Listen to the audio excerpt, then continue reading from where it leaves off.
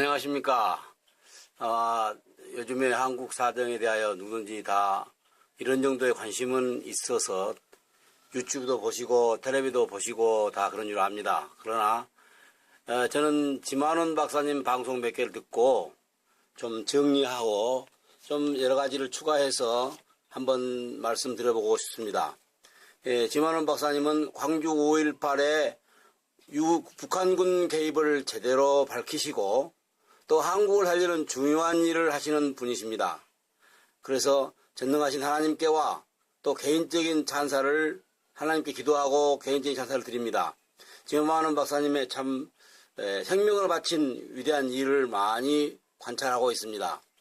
다시 말해서 북한이 주도한 광주 5.18 사태에 대하여 참 많은 자료를 제가 보고 또 우리가 같이 협력해야 한다고 생각합니다.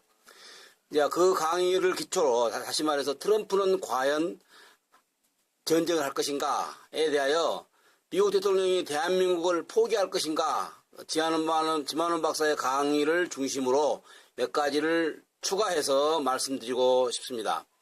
북한과 미국이 과연 전쟁이 일어날까 이런 문제에 대해서 우리가 많이 염려를 하고 생각을 하고 어떤 사람은 또 희망을 하고 또 반대하고 여러 가지 많은 상황이 각각 다르게 나타나고 있는 것을 알고 있을 것입니다. 자, 다른 유튜브에서는 미국이 가장 우선시하는 동맹국이 과연 어디며 한국은 어느 정도인가에 대하여 미국과의 혈맹국가, 즉 영어를 쓰고 영국이나 호주에서와 관계 있는 그런 그러니까 같은 형제 친구 자매들이 많이 있는 나라들이죠.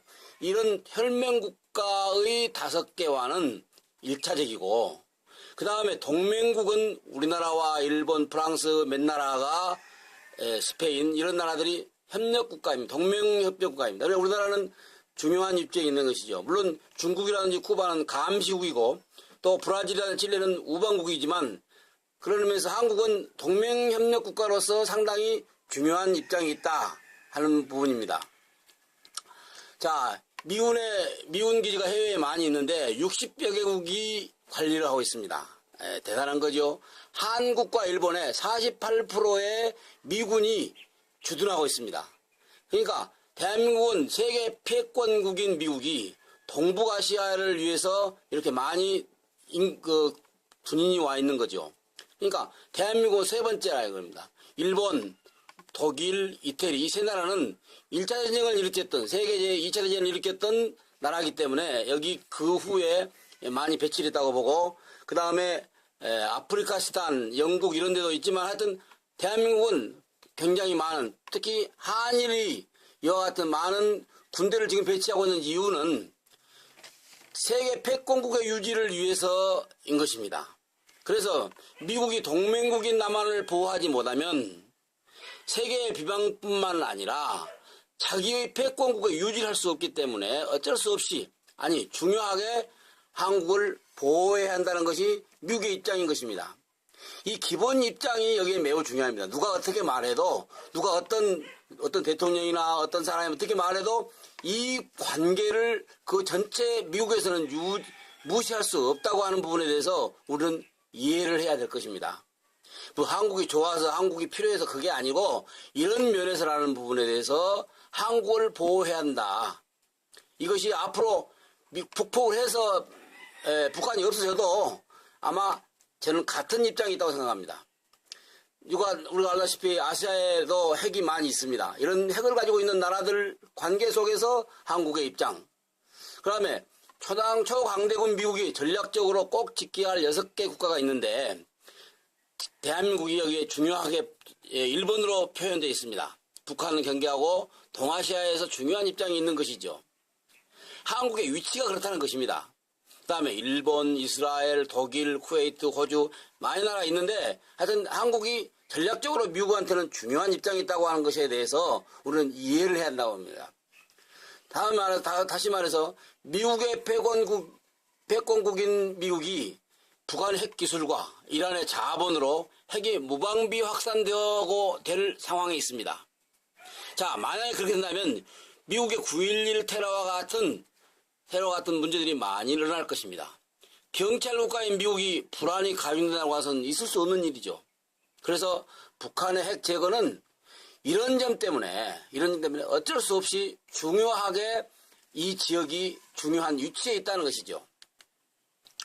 근데 이제 북한이 핵을 이렇게 미국까지 쏠 수 있다 하고 보훈 장담을 하고 또 핵 확산이 되면 이란과 중동, 동남아시아 뭐 많은 데 퍼져버릴 그런 상황이기 때문에 그 악의 세력을 지키기 위해서는 여러 이유로 세계 패권국의 명예와 실리가 크게 깔린 것이 한국이란 것이죠. 이 패권국의 명예와 실리를 해결하기 위해서는 남한을 지켜야 한다는 것이죠. 그래서 북한은 미국의 핵을 날린다고 호언장담하고 미국은 여러 가지 그런 명분 싸움이 지금까지 계속됐는데 미국 내에서 북핵 여론이 북폭을 해야 한다. 그런 것이 많아져 가고 있기 때문에 51%니 뭐 49%니 뭐 58%니 많아져 가기 때문에 이 부분은 뭐 당연하게 진행될 부분이다. 우리가 그렇게 보고 있는 것이죠. 자, 북괴가 서울의 핵을 투하하면 서울의 핵을 투하하면 중국 국적자가 100만 명이 있습니다. 한족이 80만 명이 있습니다. 그러니까 조선족 말고 한족이 굉장히 많이 있습니다. 만약에 이 사람들이 서울에만 있는데 죽으면 중국이 가만히 있겠어요? 미국도 물론이지만 소련도 그럴 거고요. 이란 사람들도 10,000명은 됩니다. 이와 같이 서울에 핵을 폭파한다고 하는 것은 말로만이 아니고 이런 부분에 대해서도 그들 안에서 아마 계산하고 있겠습니다. 말만 그러지 실제적으로는 안 된다 그런 얘기죠. 자, 그 다음에 북한이 핵을 때릴 징후가 보인다든지 공격만 되면 북한 전체가 불바다가 되기 때문에 그럴 수가 없다는 것입니다. 여하간 뭐 그럴 수 있어버리면 뭐 어쩔 것이냐 이런 부분에 대해서도 우리가 넘어갈 수 없지만 하여튼 북괴는 이런 부분에 대해서도 생각하고 있을 거라는 얘기입니다. 그 다음에 트럼프가 왜 예루살렘 수도를 말했느냐에 대하여 참 많은 의견들이 있습니다. 그때 방송을 들어보니까 미국에서 법으로 정해놓고 20년간 이 말을 선포하지 못하더라고요. 20년간 못하고 있다가 트럼프가 이제 한 것입니다.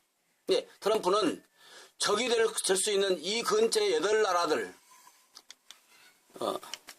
이 근처의 8나라들에게 미국에 들어올 수 있도록, 못 들어오도록 법으로 금지령을 1년 전에 내렸습니다, 이미.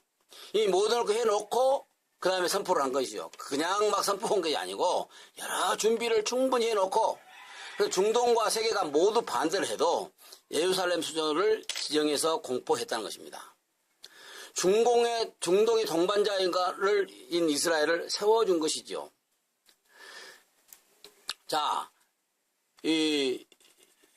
이스라엘, 이 지역은 아브라함을 갈대아 우르에서 보내가지고 여기에 살게 하고 그 다음에 여호수아로 하여금 모세의 후계자인 여호수아로 하여금 이 나라에 들어와서 이 땅을 분별해서 이 땅을 살았었습니다. 살다가 2500년 전에 이제 망해서 이제 여러 가지 이제 역사적인 복잡한 부분이 있습니다만 나갔어요. 그러다가 2500년 후에 다시 들어왔습니다. 이제 자.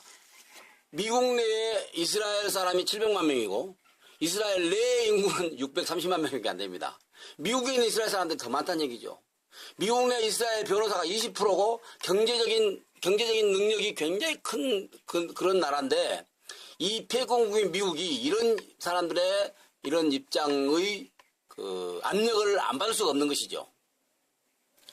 그렇기 때문에 이 이스라엘은 미국이 지킬 수밖에 없는 하여튼 이런 상황에서 선포한 것이지 그냥 한 것은 아니다 하는 부분에 대해서 이렇게 수도 지정을 하면 이제 이 중동의 여러 나라들은 언제 가도 잘하든 뭐든 이 사람이 이슬람 국가이기 때문에 미국에 대해서 반대를 합니다. 기독교 국가에 대해서 반대를 합니다. 그렇기 때문에 어쩔 수 없는 척 이제 놔둬버리고 이제 중동의 동반자 이스라엘을 세워준 것입니다. 이게 여러 가지 이제 의미가 있는데, 그래서 트럼프는 정당하게 했다. 그래서 미국 패권국인 미국의 영향력이 이스라엘에게 의해서도 좌우되고 있다. 좌우된다고 보다도 하여튼 영향을 주고 있다. 그 다음에 미국 내 한국인이 한 100만 명 된다고 그러죠. 이런 막강한 어떤 관계를 가지고 있기 때문에 노무현, 김대중이 미군 철수를 말했지만 아까 말한 동남아의 입장 여러 가지 문제를 해서 그들은 거절을 당했습니다. 대통령이 돼가지고 국민의 의사라고 말하면서 가서 얘기를 했다. 국민의 의사도 아니지만서도 이런 거짓말과 미군 철수를 통해서 남한을 북한에 넘기려고 하는 이런 노력을 오랫동안 해왔습니다. 참으로 오랫동안 해온 것을 우리 국민들이 다 알고 있습니다. 그런데 철저하게 북적화시킨다고 하는 것은 이제 문재인을 통해서 거짓과 무능으로 여러 번 말실수를 통해서 이 불법 정부가 지금 드러나고 있는 것이죠. 뭐 그전에는 다 드러났죠. 정부에서는 다 알고 있고 국민들은 잘 몰랐지만 약간 이 패권국이라는 점에서 그 다음에 트럼프가 국민의 84%로 지로 대통령이 됐습니다. 뭐 문재인은 40% 됐고 뭐 51%로 된 사람도 있고 그러지만은 국민의 84%라는 것은 대다수가 트럼프를 지원했다고 봐야 되죠. 그래서 지난 1년간에 3% 이상 경제 성장이 이루어졌다. 그 전에 3% 이상 이루어진 적이 없었답니다. 2%, 2.1%, 1.5%밖에 아니었는데 하여튼 그래서 미국 역사상 세 번째 능력 있는 대통령으로 인정을 받고 있다 합니다. 뭐 아이젠하워, 케너디 많은 사람도 있지만 하여튼 유명한 대통령이다. 그래서 이런 어떤 그 실력을 가진 대통령, 이런 어떤 능력이 있는 사람이 지금 미국에서 세계 패권국 역할을 지금 하고 있다 그런 얘기죠. 그래서 한국을 안 세울 수가 없다. 우리가 참 불안합니다. 북한이 폭격을 해도 문제고 폭격 안 해도 문제고 좌파로 인해서 폭격을 해야 되겠고 하여튼 복잡한데 트럼프는 한국에서 국회 연설했었죠. 그대로 실행할 사람이라는 것이죠. 이런 정도의 지지와 능력이 있는 사람이 그 국회에 와서 연설을 하고 온 세계가 아는 그 공포된 사실을 그대로 실행할 수 있다 하는 것을 우리가 이해할 수 있는 부분이라는 얘기입니다.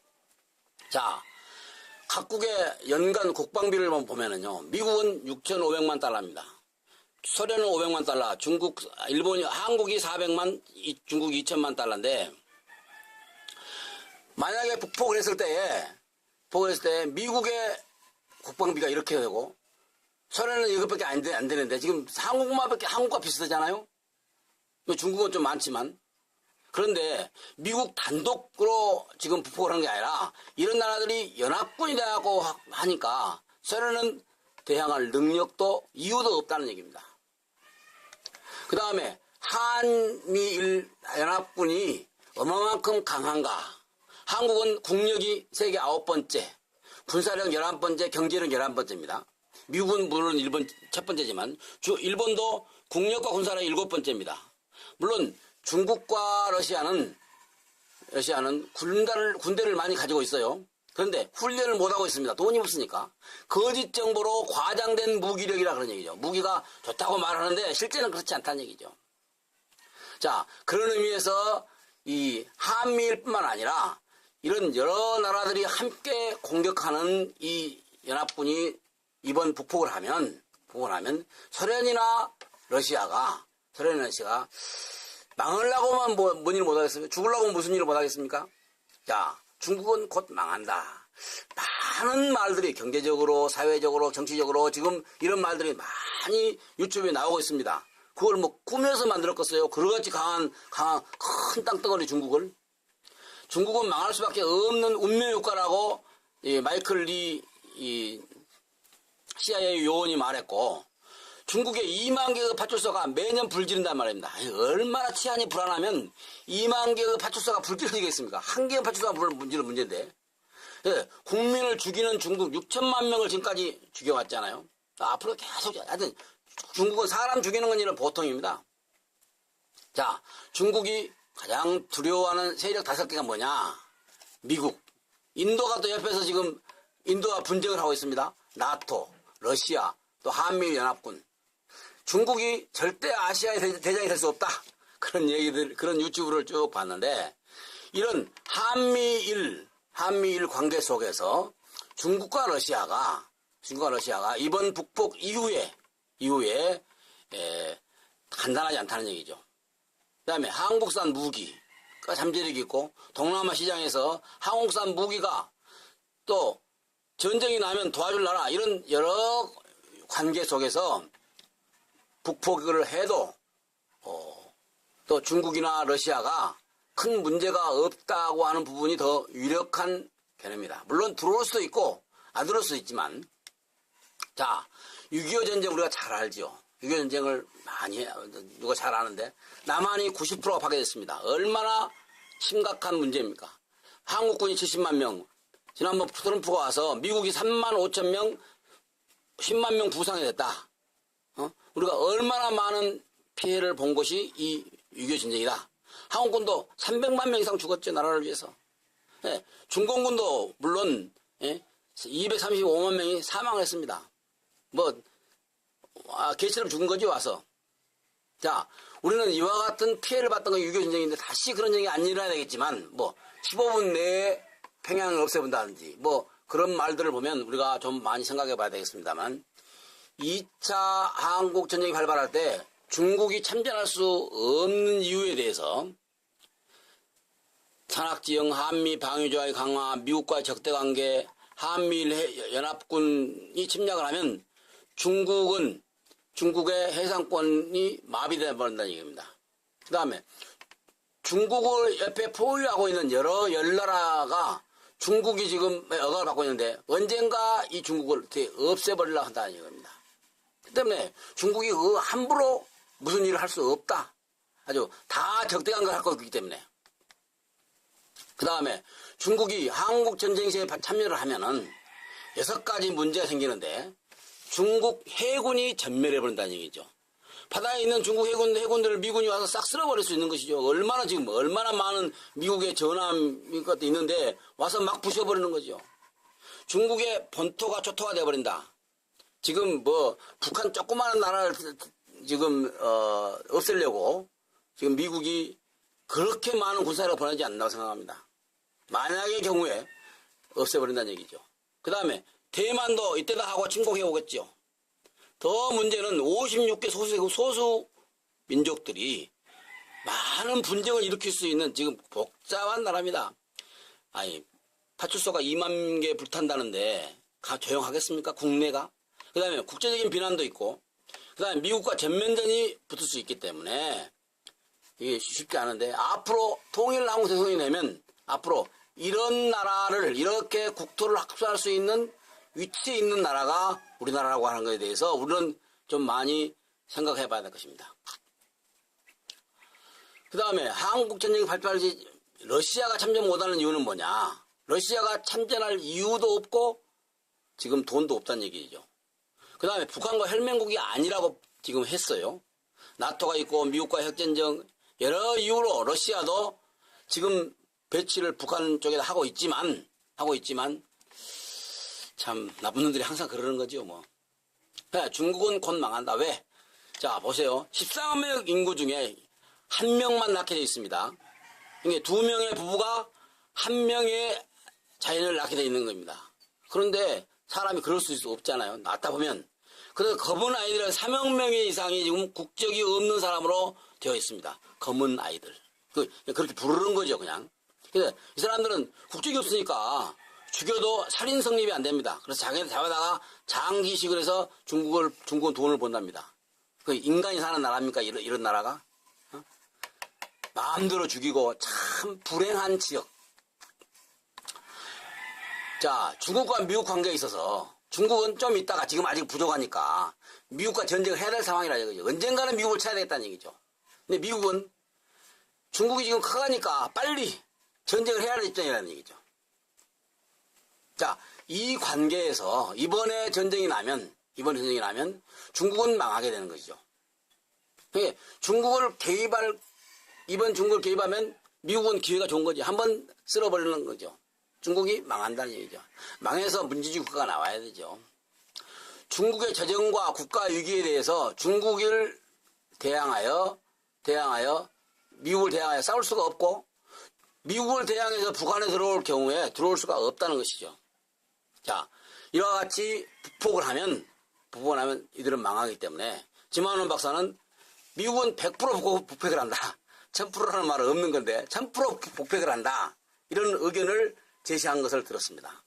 자, 우리가 다 이 정도는 이해하고 있을 것이라고 봅니다.